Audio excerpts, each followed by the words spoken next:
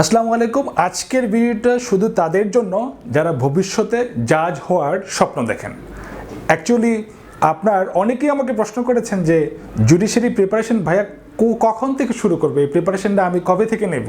এটা কি first year থেকে নেব, সেকেন্ড ইয়ার থেকে নেব, না থার্ড ইয়ার থেকে নেব, নাকি অনার্স শেষ করে এই প্রিপারেশন নেব? সেক্ষেত্রে আমার পরামর্শ হচ্ছে যে অ্যাটলিস্ট আপনি সেকেন্ড ইয়ার শেষ দিক থেকে আপনি প্রিপারেশন শুরু করতে পারেন।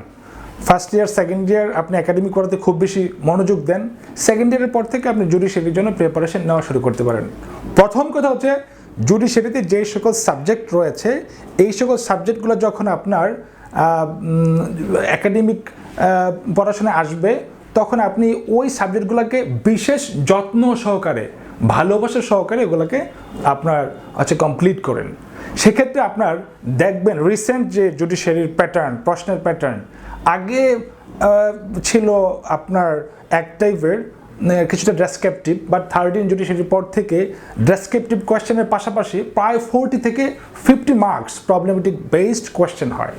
সেক্ষেত্রে আপনাকে কমেন্টারি পড়তে হবে প্রতিটা সেকশন, প্রতিটা যে লটা পড়ছেন আপনি ধরেন আপনি হচ্ছে যে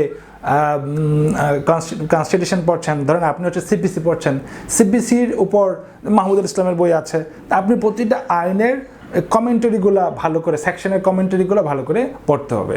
তো সেক্ষেত্রে যদি কেউ আমাকে প্রশ্ন করেন ভাই আমি তো সেকেন্ড ইয়ার থেকে পড়াশোনা শুরু করি নাই, আমি হচ্ছে যে অনার্স শেষ করে ফেলছে, তাহলে আমার জন্য উপদেশটা কি বা আমার জন্য পরামর্শটা কি?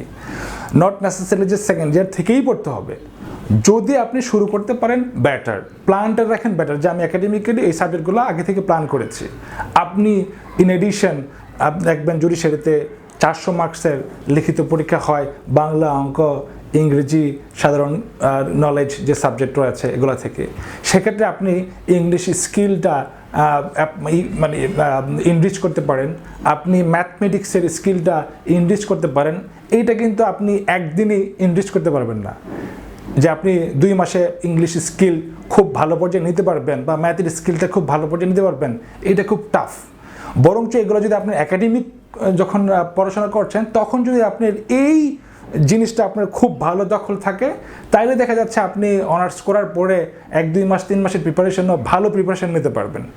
তা আমার যেটা পরামর্শ সেটা হচ্ছে সেকেন্ড ইয়ার থেকে শুরু করতে পারেন। তবে যদি কেউ অনার্স শেষ করে ফেলেছেন তার জন্য পরামর্শ হচ্ছে আপনি অ্যাট ফার্স্ট যত স্ট্যাটিউট আছে, আইনগুলো আছে, আইনগুলোকে একদম টু দ্য পয়েন্টে বুঝে সেকশনগুলোকে পড়ে ফেলেন। অ্যাট ফার্স্ট লটাই আপনি ফোকাস করেন অ্যাট ফার্স্ট।